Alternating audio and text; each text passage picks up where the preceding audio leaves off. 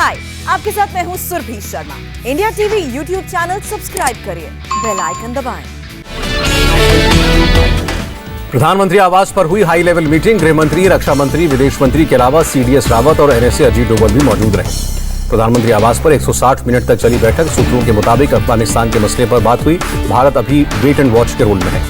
अफगानिस्तान में तालिबान सरकार बनाने की कोशिश तेज। तालिबान ने पाकिस्तान समेत 6 देशों को भेजा शपथ ग्रहण का न्योता। काबुल में राष्ट्रपति भवन में तालिबान सरकार का होगा शपथ ग्रहण। तुर्की, कतर, ईरान और रूस को भी भेजा न्योता।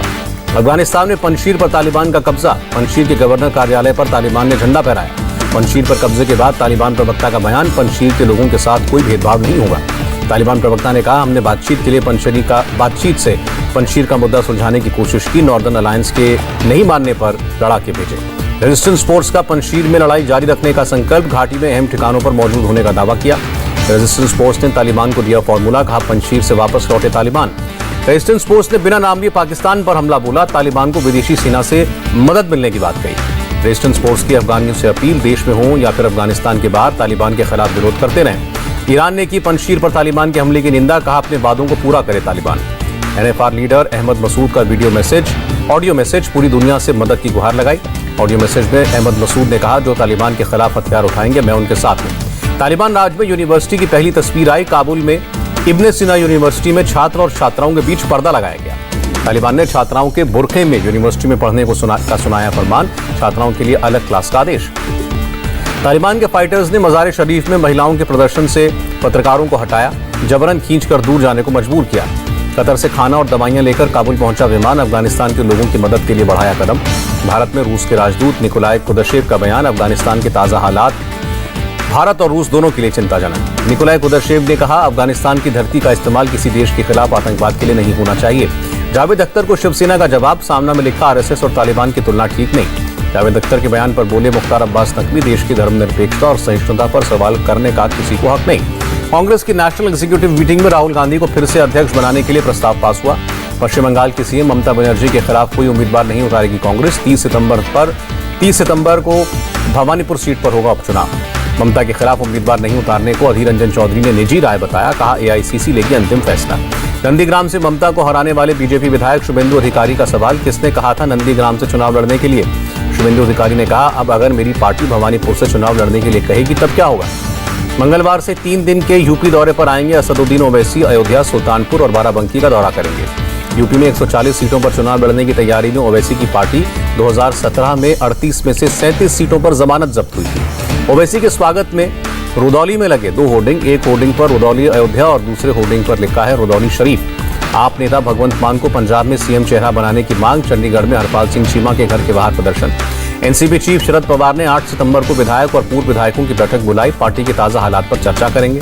कांग्रेस नेता कमलनाथ का मुख्यमंत्री शिवराज सिंह चौहान पर हमला, जनता को गुमराह करने का आरोप। कर्नाटक के 3 मुख्य नगर निगमों के चुनाव में 2 सीटों पर जीती बीजेपी, 1 सीट पर कांग्रेस को जीत मिली। जातीय जनगणना पर बोले नीतीश कुमार, समाज को बांटने के लिए नहीं बल्कि एकजुट करने के लिए है। बीजेपी ने राहुल गांधी पर बोला हमला, किसानों की फर्जी तस्वीर सोशल मीडिया पर डालने का आरोप लगाया। बीजेपी प्रवक्ता संबित पात्रा ने कहा, राहुल भ्रम की राजनीति ना करें, दूसरों के कंधों पर रखकर बंदूक चलाना राहुल की आदत। राहुल गांधी ने किसानों की तस्वीर के साथ लिखा, डटा है, निडर है, इधर है भारत भाग्य विधाता। मायावती ने राकेश टिकैत के नारों को बनाया सियासी हथियार, कहा हिंदू मुस्लिम सांप्रदायिक सौहार्द के प्रयास सराहनीय। मायावती ने विपक्ष पर निशाना लगाया, कहा कांग्रेस और सपा के दंगायुक्त शासन की यादें ताजा हुई। मेरठ में किसानों की गुंडागर्दी, सिवाय टोल प्लाजा को मुफ्त फ्री कराया। टोल प्लाजा पर लगे 10 लाख की कीमत के सेंसर तोड़े। किसान महापंचायत पर बोले भूपेंद्र सिंह हुड्डा, बातचीत शुरू करे सरकार, सम्मानपूर्वक निकलना चाहिए समाधान। 7 सितंबर को करनाल में होने वाले किसान महापंचायत को लेकर डीएम और किसान नेताओं की बैठक। डीएम ने किसानों की मांग को अनुचित बताया। करनाल के डीएम का बयान, किसानों को हाईवे जाम और मिनी सचिवालय का घेराव नहीं करने देंगे। किसान नेता गुरनाम सिंह चढ़ूनी का बयान, करनाल प्रशासन से बात कर नहीं निकला कोई हल, मंगलवार को होगी महापंचायत। हरियाणा के गृह मंत्री अनिल विज की अपील, किसान पंचायत करें लेकिन शांतिपूर्ण तरीके से करें, प्रदर्शन करना सबका अधिकार है।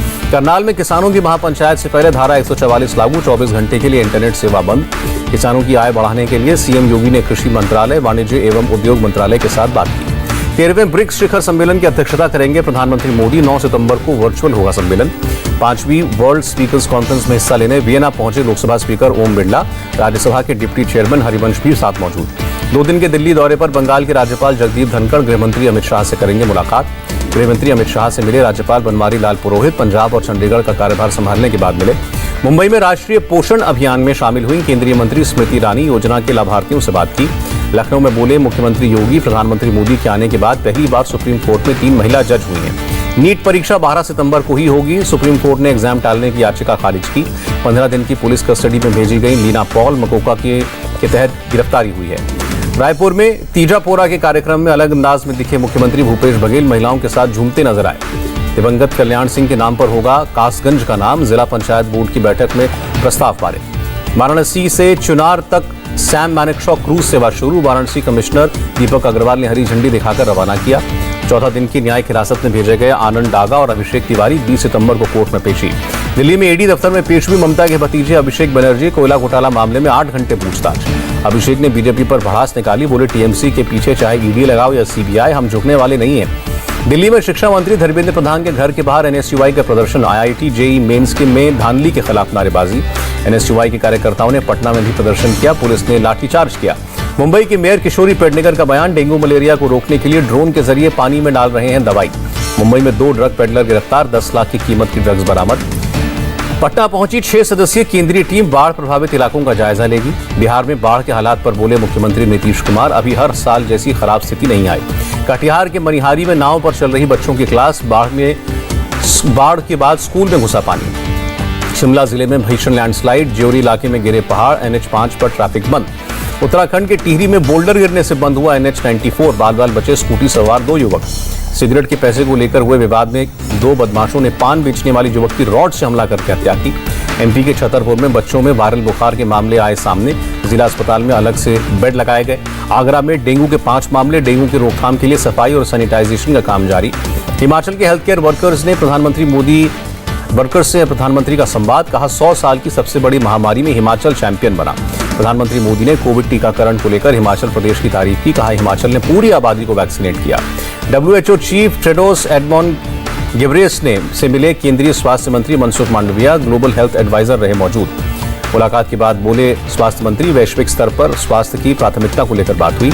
आज 1 करोड़ से ज्यादा लोगों को वैक्सीन लगी। पिछले 11 दिनों में तीसरी बार 1 करोड़ से ज्यादा टीके लगे। देश में कोरोना के करीब 39,000 नए मामले आए। 219 मरीजों की मौत। महाराष्ट्र में 24 घंटे में कोरोना के 3,626 केस, 37 संक्रमितों की मौत हुई।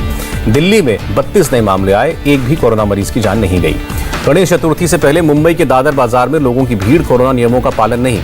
गुवाहाटी में हायर सेकेंडरी से पोस्ट ग्रेजुएट तक खुले कॉलेज। कोरोना नियमों का पालन करना अनिवार्य।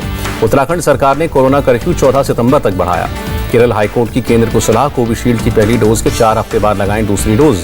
केरल के एर्नाकुलम में वैक्सीन की कमी की वजह से बंद रहे वैक्सीनेशन सेंटर। मंगलवार को फिर शुरू होगा वैक्सीनेशन। सिडनी को ब्रिटेन से मिली फाइजर की 5 लाख वैक्सीन डोज। ऑस्ट्रेलिया और ब्रिटेन के बीच हुई स्वॉप डील के तहत वैक्सीन। ग्रीस में चर्च के बाहर वैक्सीनेशन अभियान की शुरुआत। जॉनसन एंड जॉनसन की सिंगल डोज वैक्सीन लगाई गई। उत्तरी इजरायल की जेल से भागे 6 फिलिस्तीनी कैदी। तलाश में जुटे इजरायली सैनिक। चीन के सिचुआन में भारी बारिश के बाद लैंडस्लाइड। 320 लोगों को सुरक्षित जगह पर पहुंचाया गया। गौतम बुद्ध नगर के डीएम और सिल्वर मेडलिस्ट सुहास एलवाई लौटे वतन। कहा देश को समर्पित है मेरा मेडल। सुहास एलवाई बोले हर युवा जिंदगी में जो चाहता है उसे उसके लिए कोशिश करनी चाहिए। कभी हार मिलेगी, कभी जीत मिलेगी। टोक्यो में भारत का परचम लहराकर स्वदेश लौटे अवनी लेखरा और सिंहराज अधाना। ब्रॉन्ज मेडलिस्ट सुंदर सिंह का बयान। जिस तरह प्रधानमंत्री स्पोर्ट्स को प्राथमिकता दे रहे हैं उससे काफी खुश हैं। सिल्वर मेडलिस्ट भाविना पटेल का बयान। कॉमनवेल्थ, एशियन गेम्स और वर्ल्ड चैंपियनशिप पर फोकस करेंगी। पैरालंपिक में मेडल जीतने वाले खिलाड़ियों को राहुल गांधी ने बधाई दी। कहा पूरे देश को आप पर नाज है। पाकिस्तान क्रिकेट टीम के कोच मिसबाउल हक और गेंदबाजी कोच वकार यूनुस ने दिया इस्तीफा। अमेरिकी डॉलर के मुकाबले ₹8 गिरा। 73 रुपए 10 पैसे रही $1 की कीमत। सेंसेक्स में 166 अंकों का उछाल। निफ्टी में 54 अंकों की बढ़त। हाय, आई एम सुरभि शर्मा। खबरों से अपडेट रहने के लिए India TV YouTube channel subscribe करिए। साथ में बेल आइकन जरूर दबाएं। जुड़े रहें इंडिया टीवी के साथ।